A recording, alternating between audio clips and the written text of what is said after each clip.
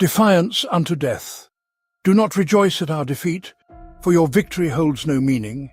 Even now, as you stand here and celebrate, my emperor gathers all his loyal forces and his grim weapons to himself. Your only reward will be a vengeance so terrible that it will be felt by generations yet unborn and unconceived. Lord Marshal Rickard, Imperial Governor. The second assault concluded, yet the killings did not cease, and though the majority of the Loyalists avoided annihilation, thanks to their own foresight or the sacrifices of the Blood Angels, many did not survive. Throughout the western sector of the City of Hive's outer boundaries, the defenders' units were driven back by the traitorous bikers. These rapid Astartes units on attack bikes and sleek jet bikes caught up with and harried the disorderly fleeing infantry, forcing them to seek cover to return fire, thereby making the Loyalists easy prey for the warriors following in their wake. Some units formed within residential blockhouses of temporary fortresses, where they could mount resistance against the traitors, some even managing to hold their positions for several days or even weeks, offering futile but courageous resistance. However, in truth, these Loyalist warriors were merely idle fodder for the traitors, who used them to hone the skills of their neophytes. Each such bastion of resistance became an arena of slaughter, to sate the bloodlust of Horus's servants and temper the zeal of the defenders on the distant walls, helplessly witnessing the events. Wherever a refuge was found by the fleeing Loyalists, every solitary residential block turned into a fortress became a brutal trap. Surrounded by the traitor forces, this fortress would be subject to slow bombardment for several days before a detachment of the Sons of Horus or World Eaters would breach its crumbling walls and slay the few warriors left within. The bodies of the slain would be nailed to the walls of the ruined redoubts and left to rot, serving as reminders to the remaining defenders of the fate awaiting them. Yet amidst the bloodshed, some detachments found themselves in a different situation. The 19th Reserve, chapter of the Iron Hands, cut off from the main body of the Loyalists and their brethren after they collapsed the outer walls to delay the traitors' advance, was unable to reach the inner walls. The tireless Medusan warriors turned tragedy into opportunity and, instead of retreating, launched an assault out of the city, catching the enemy off guard. A phalanx of land raiders, numbering about 50 machines and supported by super-heavy tanks, breached the ranks of the 138th cohort of headhunters from Chthoniya. While the main forces of the Iron Hands advanced northward, their heavy tanks paved the way through the solar auxilia, scattering infantry and breaking through the armoured hulls of tanks with focused fire from their lascannons. Their lesser forces refused to advance. These were the Medusian immortals, sworn to fight and die to delay the enemy while their brethren retreated to continue the battle. While the immortals lived up to their name in combat, holding back traitors tenfold their number, the remaining Iron Hands reached the place aptly named the Ferrum Tower. The outer towers, of which there were a mere 6, were situated at a distance from the city, and even when the outer walls fell, each was a formidable fortress in its own right. Armed with one of the massive relic guns, possessing a great stockpile of ammunition and a multitude of other supplies, this fortress had sufficient resources to withstand any siege. It was here that the grey-black Space Marines stood in defence of the city. Joined by several infantry brigades, they directed all their efforts to fortifying the walls, and, using the entire grim arsenal of Medusa, prepared to repel the enemy assault. Once the last immortal fell in battle, the cumbersome battalion of headhunters reorganized and advanced on the Ferrum Tower, wary of the courage and stoicism of the warriors they had recently fought.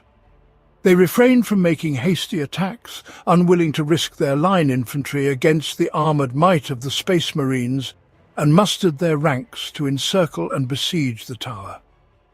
Meanwhile, elsewhere, the 1st Nemesis Brigade adopted a more pragmatic approach to survival. Abandoned by the supporting militia elements, who refused to risk their lives to aid the penal Phroses, the warriors of the 1st Brigade found themselves far behind enemy lines. Rather than launching a suicidal attack on the horde of traitors, the Nemesis Brigade warriors exploited the resemblance between their gear, fashioned after the solar auxiliar equipment and the standard equipment of the headhunters.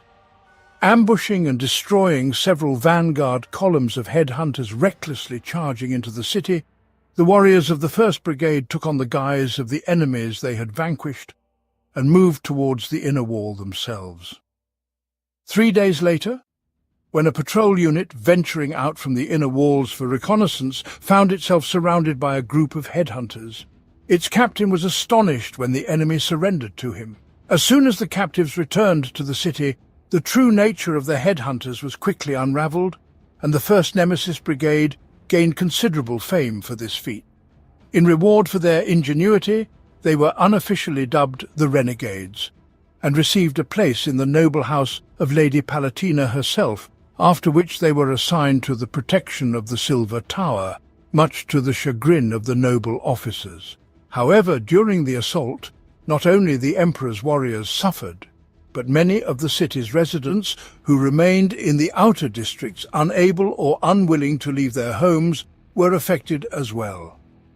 These unfortunate souls now faced a simple choice: to die quickly by taking up arms in the Emperor's name, or face a slow and ignoble death as slaves, sent into the firing line of the defenders of Nikron, sharing the fate of survivors from other cities of Beta Garmon too.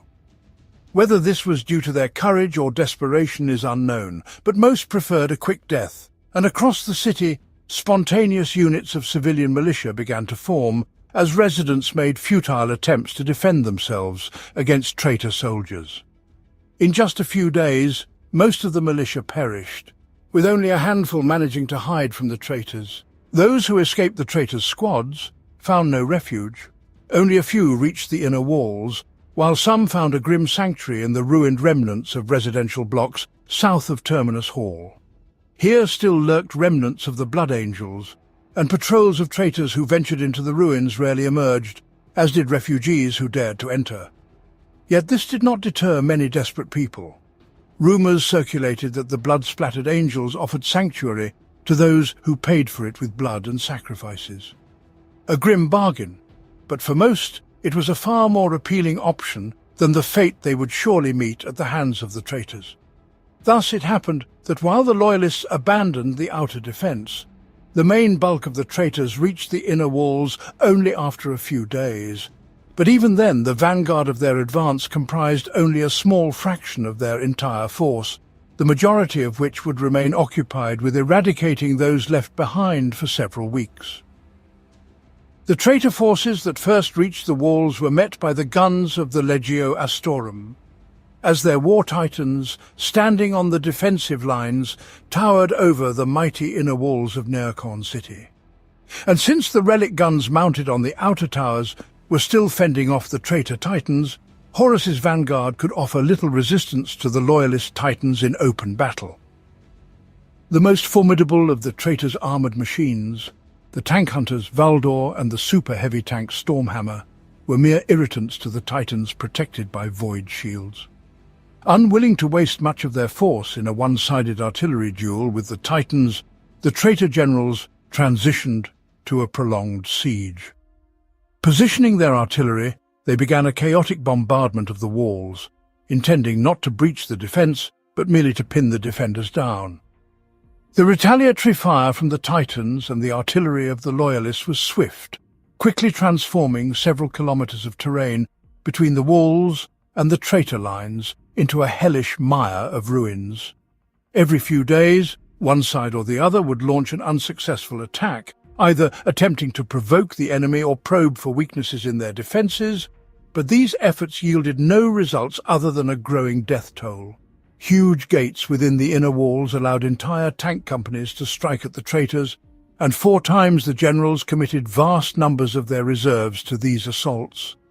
Pride and desperation drove them to continue the slaughter, even when the deaths of so many brave warriors could not change the dire situation they found themselves in. One might think that the soldiers of the Solar Auxilia and the militia could refuse such suicidal actions, but the madness gripping those who fought on Beta Garmon II was so profound that there was no shortage of volunteers willing to face the traitors. In the most successful of these attacks, Nearly 300 armoured units and 10,000 infantry participated in a meticulously planned assault on the traitor lines. The operation, known among the generals as Qasem Krur, commenced at midnight more than a week after the fall of the outer walls and the beginning of the traitor bombardment. At the initial stage, the attack employed veterans of the 5th cohort, whose Lehman Russ battle tanks crawled forward over the shadow-drenched urban wasteland. Having reached positions determined from the walls, these warriors prepared for battle, yet refrained from firing upon the enemy in their sights, a feat of discipline characteristic of the offspring of Saturn. Observers on the walls noted the success of the first stage, and through auxiliary gates, a wave of infantry advanced. The squads dispersed as they progressed, but were forced to navigate around the phosphor fields concealing the tanks from scanners, which led to them being quickly discovered by the traitors, almost immediately coming under fire. Medusa siege guns launched explosive shells from carefully concealed positions among the ruins, but in doing so revealed themselves to the disguised Lehman Russ tanks. The Saturnians returned fire, targeting the traitors' vulnerable artillery. High-velocity shells from their battle cannons punched holes in armour and annihilated unprotected crews, swiftly disabling many of the frontline guns and slowing the bombardment of the infantry. A volley of illuminating shells fired from the wall heralded a mass infantry assault, and another wave of tanks surged toward the traitors.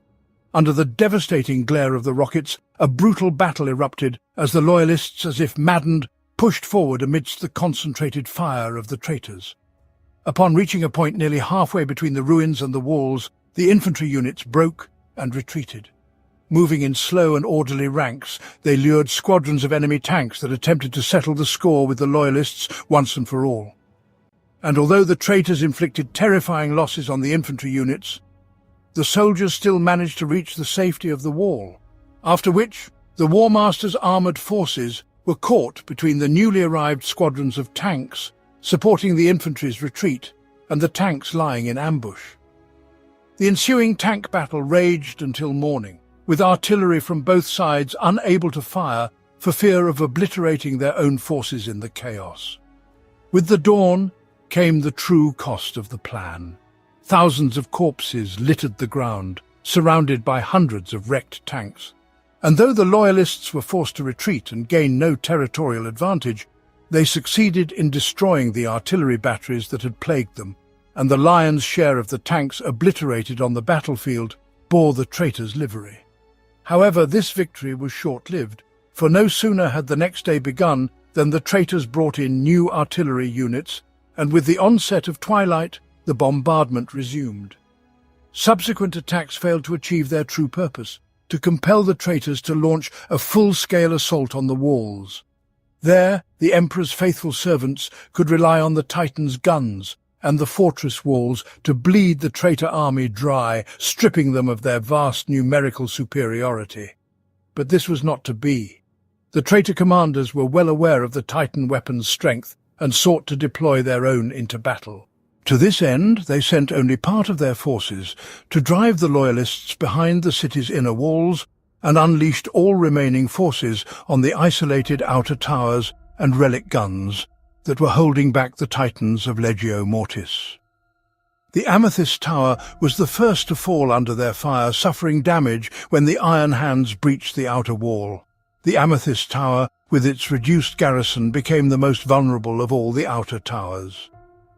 By the time the traitors turned their attention to it, fewer than 100 Imperial fists and no more than 5,000 Solar Auxilia soldiers remained in the tower, most of whom were exhausted and wounded.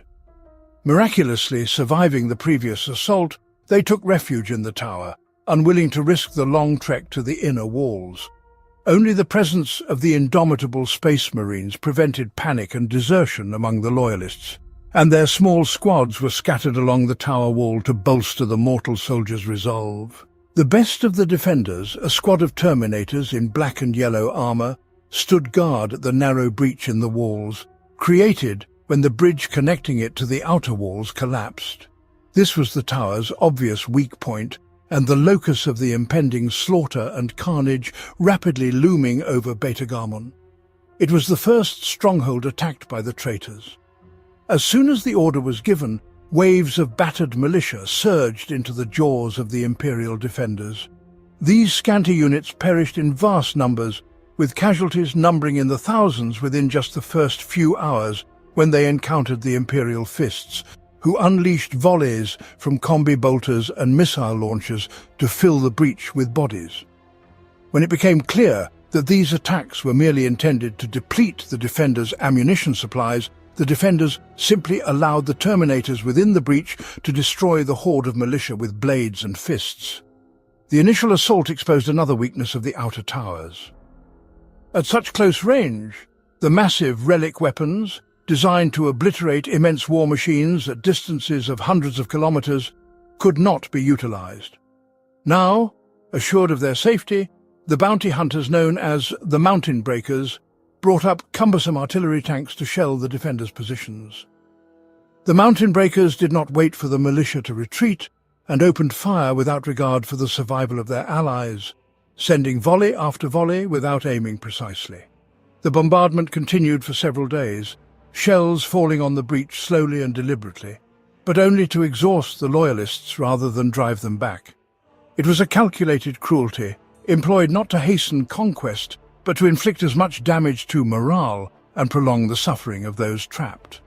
Loyalists, convinced that the enemy was preparing for a massive assault, directed their forces to the breach, laying bare the walls so they could repel any onslaught concealed by the bombardment. However, no assault followed.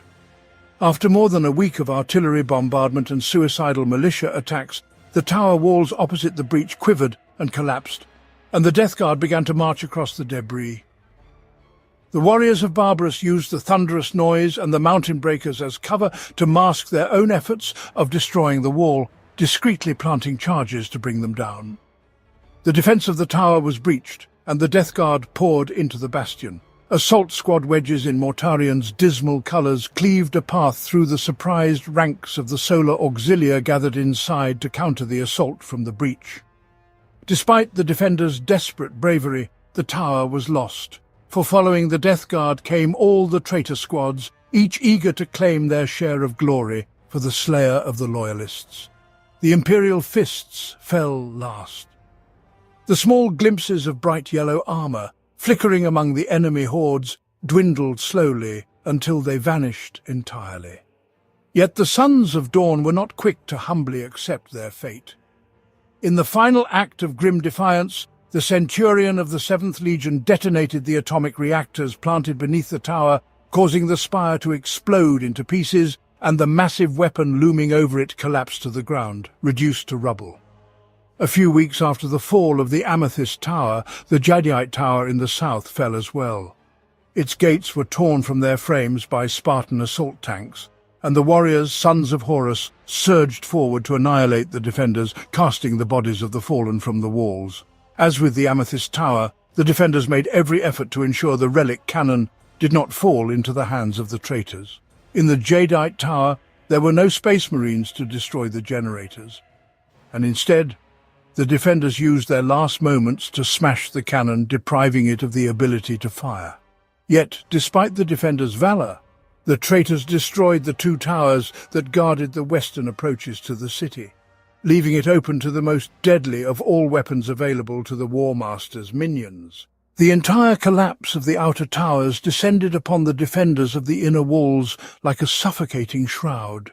In all the habitation blocks and palaces of the nobility, the surviving populace was torn by doubt and discord, for it seemed to many that the city was now doomed. Several armed uprisings flared in the refugee camps, where those evacuated from the outer prefectures were housed, and many warriors from the walls were redeployed to suppress them.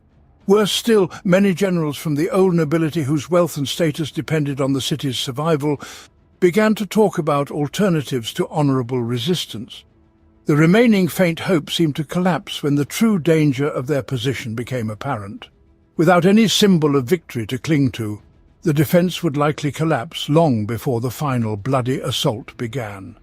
Therefore, the Seneschal of the Imperial Fists gathered the warriors of his legion, along with the Iron Hands and the few blood angels that could still be found within the inner walls.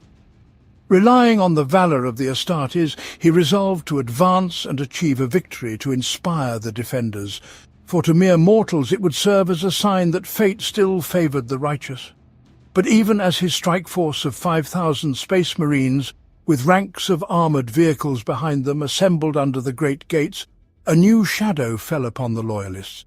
Far out in the open wastes beyond the shattered outer walls, the Titans of Legio Mortis and Legio Vulpa finally began their advance on Nircon to demolish the last walls and expose the defenders to the War Master's wrath.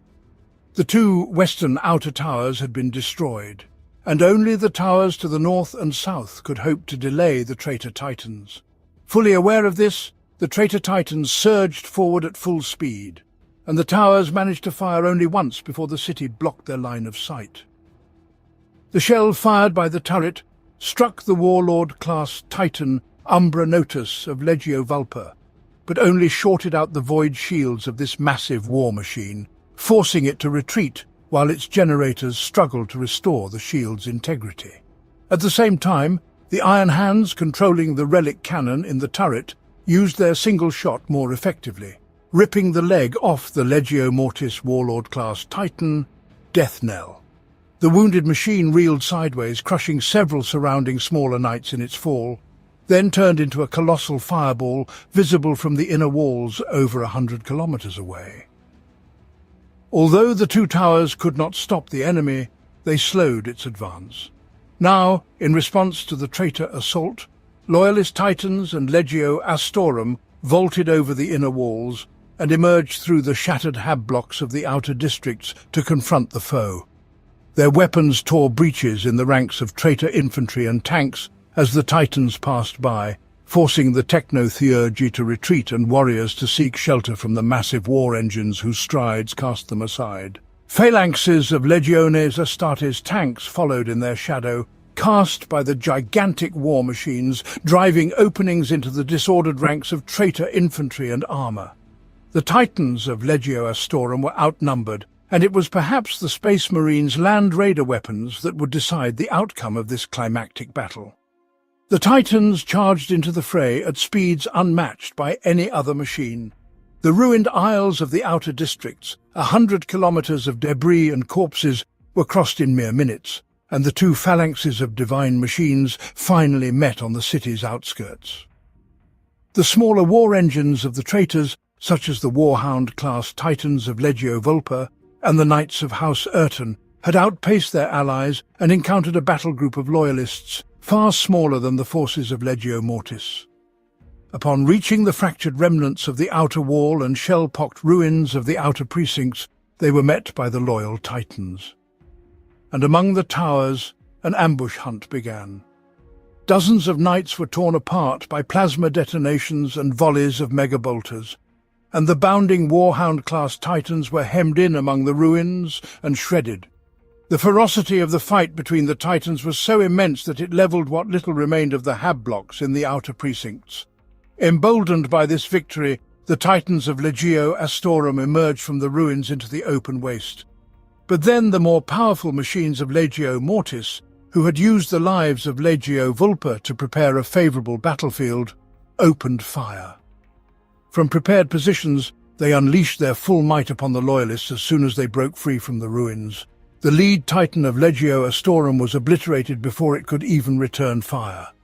Yet the Loyalists did not withdraw, for the relic cannon could no longer protect them, and only victory could redeem their cause. Under the thunderous roars of battle upon deafening shots, the Titans of Legio Astorum moved to attack, showing no fear in the face of enemy guns. The battle flared up with renewed vigour, battle lines and formations quickly losing their significance as each Titan fought solely to survive amidst the epic carnage. It was a war of such a scale unknown since the Horus Heresy. Around 100 massive Titans clashed with one another in a struggle that made the earth tremble and heavens blaze. As if the gods themselves were deciding the fate of the world, the Loyalists fought with a fury born of desperation. But their numbers quickly dwindled, and with each destroyed machine, the situation of Legio Astorum became increasingly dire. Yet each of the fallen carried away at least one enemy with them as they ran into the warp, for they continued to fight even when their reactors burned out and systems failed. The Titans did not think of their survival, but were guided only by a primal desire to kill. The struggle continued until twilight, cloaking the battlefield in darkness. From the distant inner walls, the wastes seemed to be littered with tiny corpses, but each was the corpse of a mighty Titan, noticeable from great distances, for it was a slaughter of gods or monsters rivaling that inflicted upon mankind on Beta Garmon. The last Titan of Legio Astorum to join the battle that day was an ancient warlord-class engine, which by twilight had turned into bitter remnants of its former glory. One arm of the Titan had been torn off, its armor pitted with craters from the blows, and its void shields long since burned away. Before it stood a trio of enemy Titans, as the other combat machines had been forced to retreat to avoid being destroyed by the damage it had inflicted. And though all three traitor Titans were mortally wounded, they still limped forward to attack. A final shot from a cannon destroyed a marauder of Legio Mortis, and the smaller Titan collapsed like a marionette whose strings had been severed. But its companions fired salvo after salvo at the valiant Loyalist engine, battering it until only unrecognizable remnants remained. Though victorious, the traitors nonetheless suffered enormous losses. Only a few of their Titans managed to leave the battlefield on their own feet, and none escaped without damage. In the last hours of battle, at least one of these mighty machines was slain by tanks, the concentrated fire of las cannons destroying the wounded monster, while the rest of the Space Marine tanks attempted to shift the tide of the battle, but failed. Despite these losses, the Titans were now the masters of the battlefield, for no lesser force could stand against them in open confrontation. The last surviving traitor Titans turned and headed for the inner wall, ignoring the Space Marine tanks trying to delay them, despite their allies from Legio Astorum having been defeated.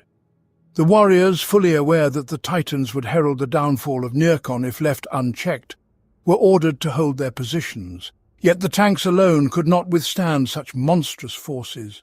Death was all that awaited the city now, the final price for Nearchon's defiance and the last debt owed to the Butcher by the traitors for their victory. Billions had already perished, but this was merely the beginning, soon to herald a great slaughter. Along the inner walls, the Loyalists watched as the Titans of Legio Astorum fell to the ground, as the bodies of Space Marines burst beneath the feet of Legio Mortis, and as the traitors surged forward like a dark tide, unstoppable in their frenzied might. What they witnessed tested the resolve of every warrior, those standing upon the walls, those stationed at strong points across the inner perimeter, and those ensconced within the command bunkers of the Silver Tower. Many veterans, tempered by long months of battle and the carnage they had witnessed, stood firm in the face of death. However, others faltered in this final trial of the battle for Nearchon. On the inner walls, entire companies abandoned their posts, driven solely by the instinct to survive yet another day, devoid of plan or thought. The few who remained gave no heed to their soulless comrades, nor to the fate awaiting them, for the madness of Nearchon had consumed them entirely. The dark, distant shadows of the traitors' Titans loomed over the ruins of the outer districts, yet none of the remaining defenders flinched at the sound of their guns or screamed when the walls crumbled and they were dragged down to certain death. When the seemingly endless masses of battling traitors clashed over the breaches, the defenders simply opened fire, for in those bitter days, killing enemies and death were the only things that held meaning. The battle had entered its last bloody phase. The traitors hurled all their might against the walls. A vast wave of warriors, numbering more than 1 million, faced the hundreds of thousands who remained at their posts along the barricade.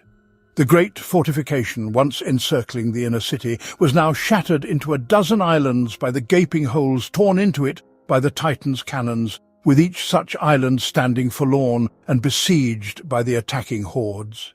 Many great deeds were wrought in those final hours, many heroes were born, and many sacrifices were made, yet none of these moments would be remembered, for none would survive to tell of them. Even as the walls were overrun, The traitors pouring into the inner districts were met by the stalwart remnants of the loyalist forces, fighting for every block and intersection. But no general issued orders of resistance or devised defences, for the Silver Tower was silent. Yet a strange fugue drove the soldiers to battle.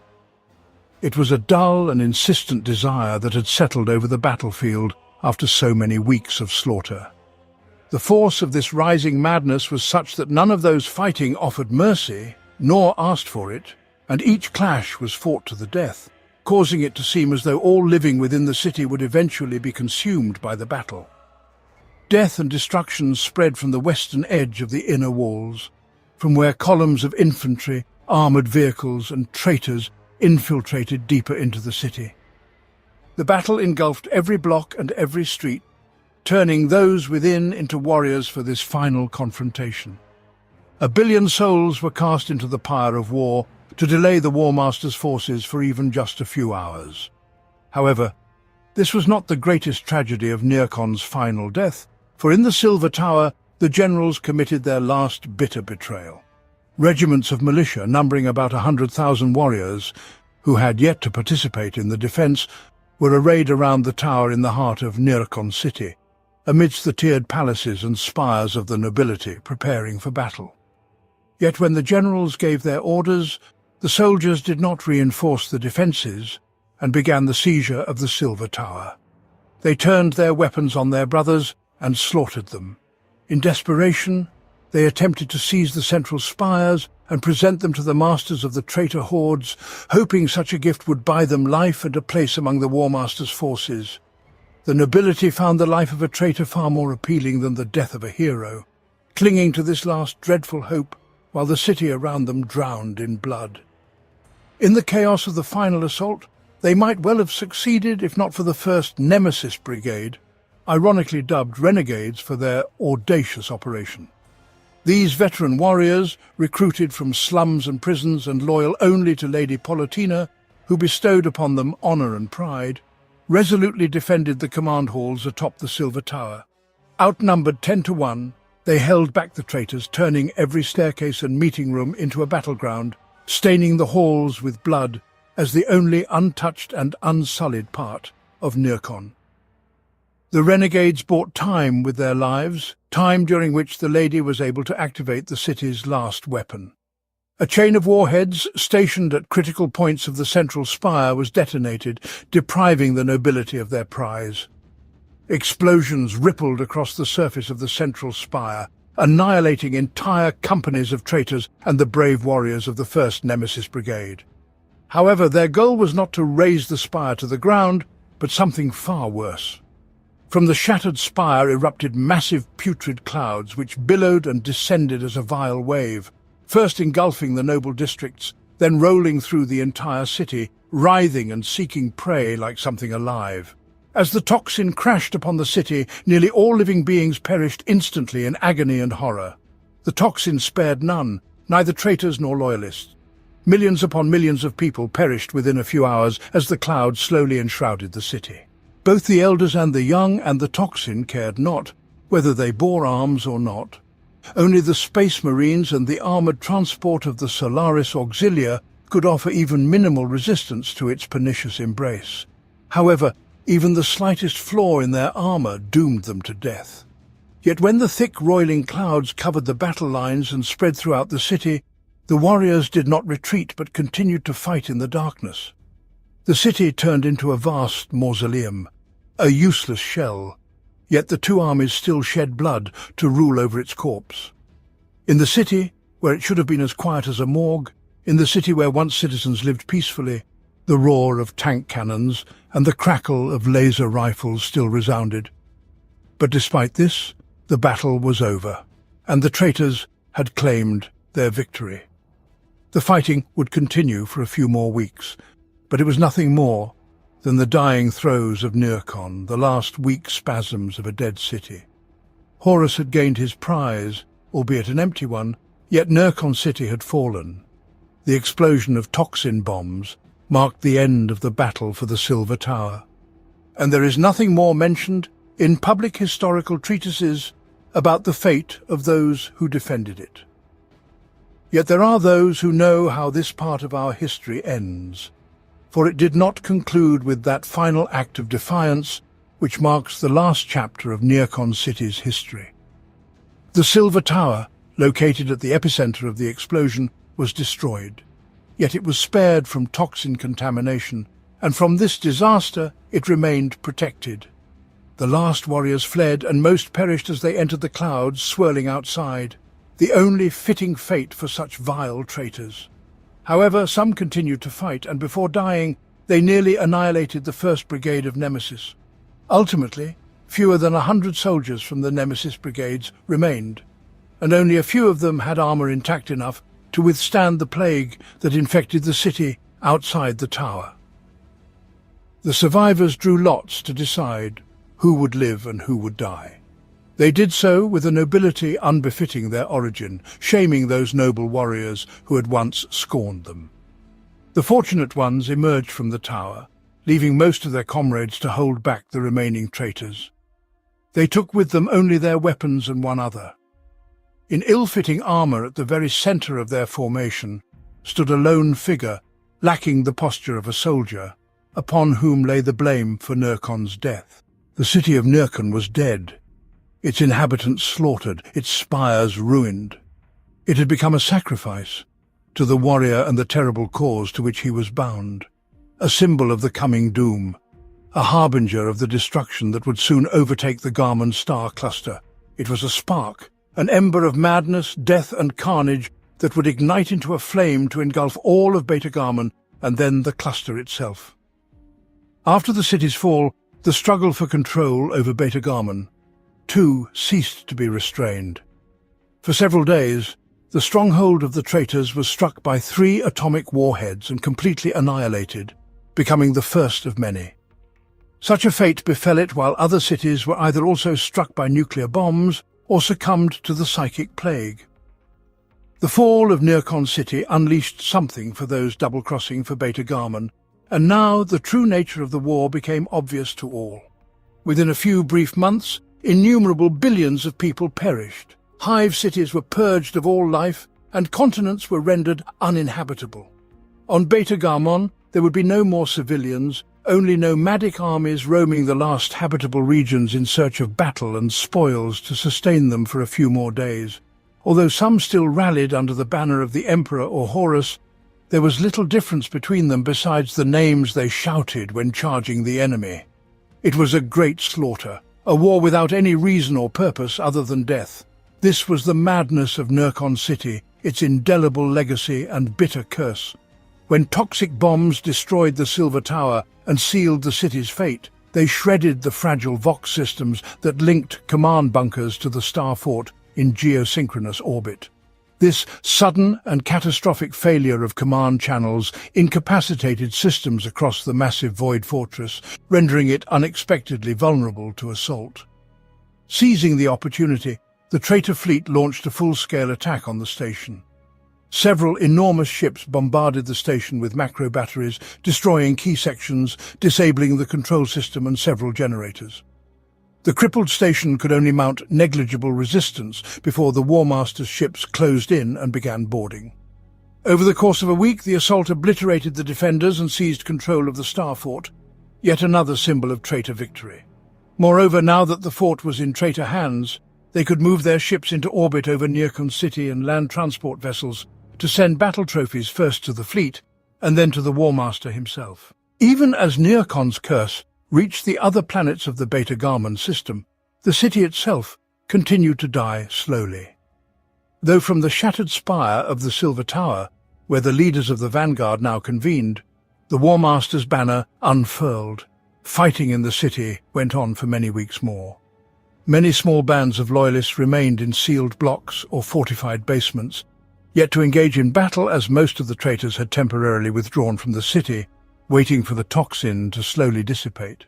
Throughout the shattered and desolate landscape, small skirmishes unfolded, ranging from solitary tanks attacking the lines of the traitors scattered around the city's perimeter to entire companies of infantry with armored vehicles, forcing the forces of the War Master into open battle. The last soldiers, no longer novices in war but hardened veterans, met their end in the twisted ruins of the starport. They fought with such determination that it took the terminators of the sons of Horus to completely extinguish them. And even in the face of these formidable warriors, they fought to the last. Far from the toxic cloud, to the north of the city, 2 remaining towers continued their resistance. Surrounded and besieged, they could do little but await a slow death. The few loyalists who were captured alive during these last acts of defiance, along with the remnants of the militia who had sworn allegiance to the cause of the War Master, were led out of the city as fodder for the next battle. These battles were not heroic clashes nor desperate attempts to snatch victory from the jaws of defeat. Those who walked the streets of the city or hid behind the walls of the outer towers had long since lost hope. Yet within the fallen city there remained one last force that refused to succumb to death. They struck at the moment when the traitors led the captives and looted goods out of the city, summoning several large cargo shuttles to deliver these offerings to the War Master and secure his favour. From the ruins of the southwestern portals, out of the outer districts, emerged a battered company of blood angels, about 1,000 warriors in mismatched armour gathered from the dead. The traitors could not believe such a number of survivors, as they had thought the sons of Sanguinius nearly annihilated almost a month ago when the outer walls fell. However, having settled in improvised shelters and using equipment found in the ruins, the blood angels not only survived but thrived, taking in the sacrifice of young refugees whom they sheltered, and fostering them into new warriors using scavenged equipment and the memories of the fallen. These were the old methods that had made their legion famous in the years before Sanguinius, and now in their darkest hour they returned to those grim practices.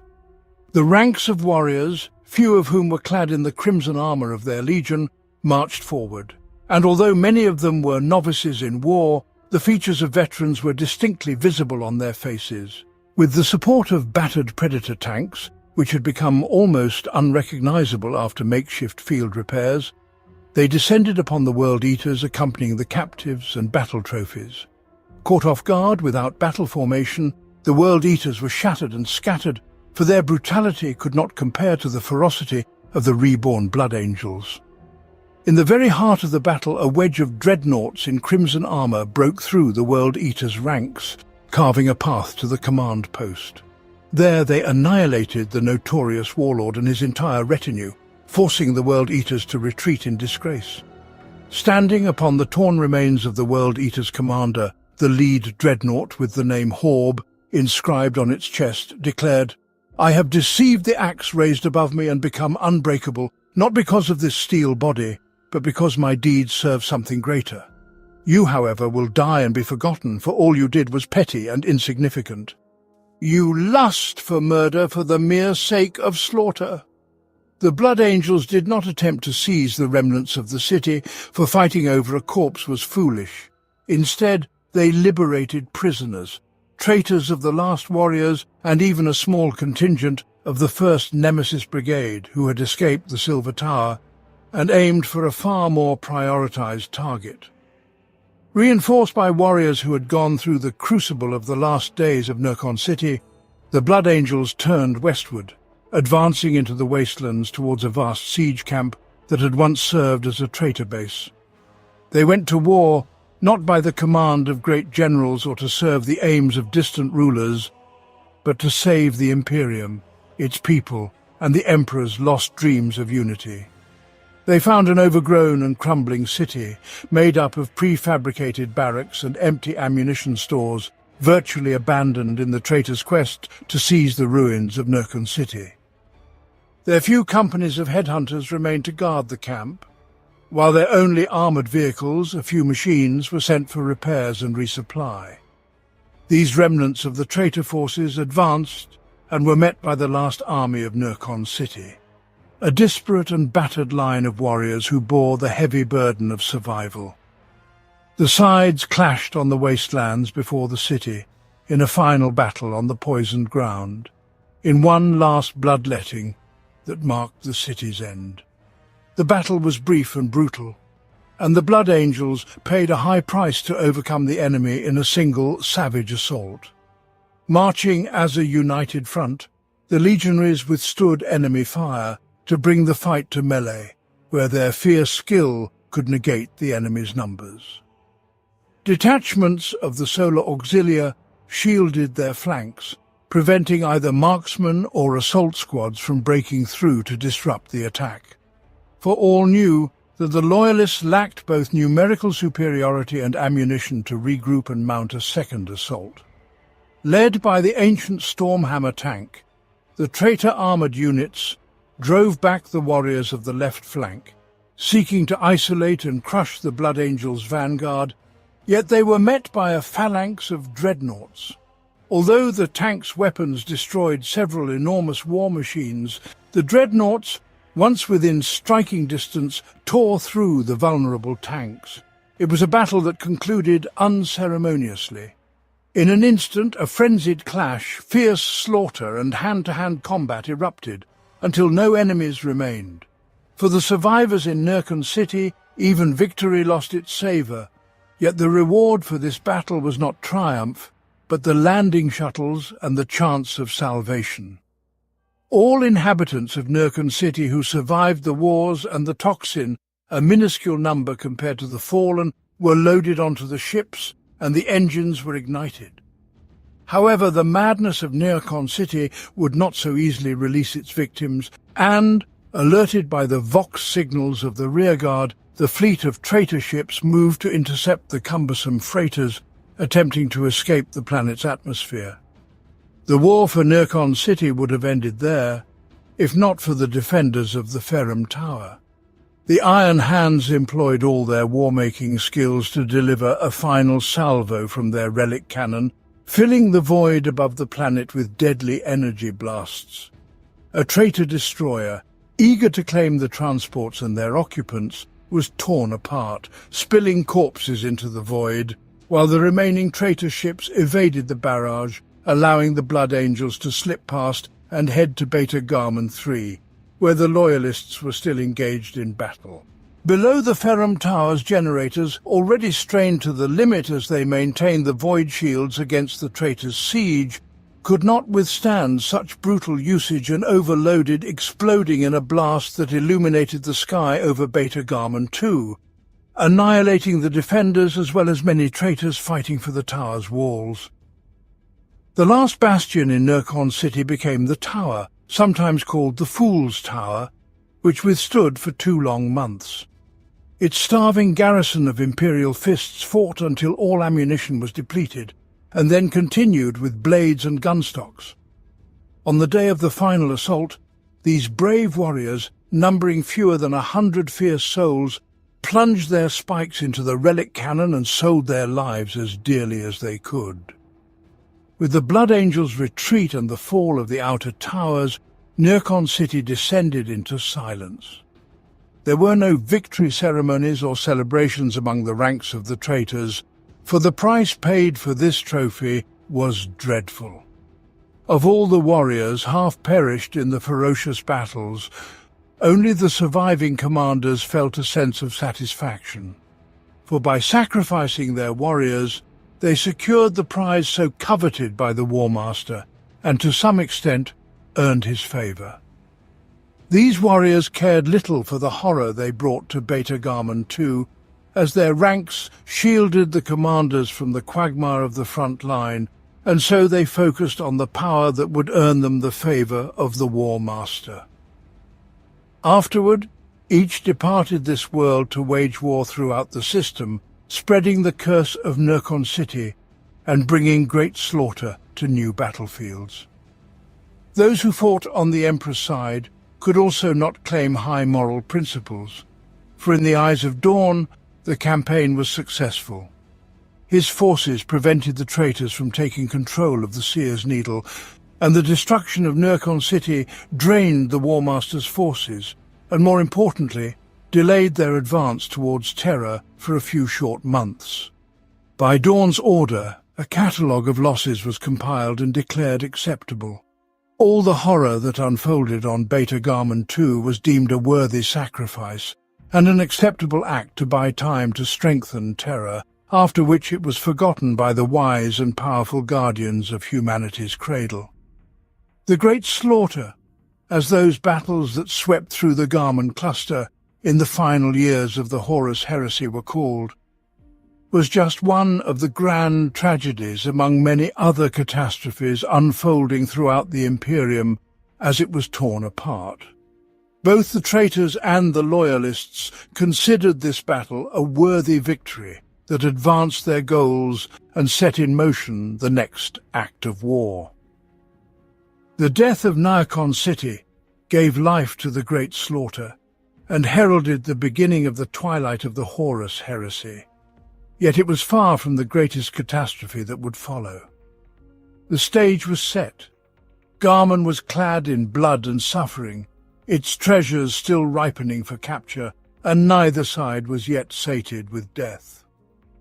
Far beyond the stars on distant Terra, when Nirkon City finally fell silent and its streets were strewn with the dead, Rogel Dawn met with his brothers, Jagatai Khan and Sanguinius. For the Great Slaughter was far from over.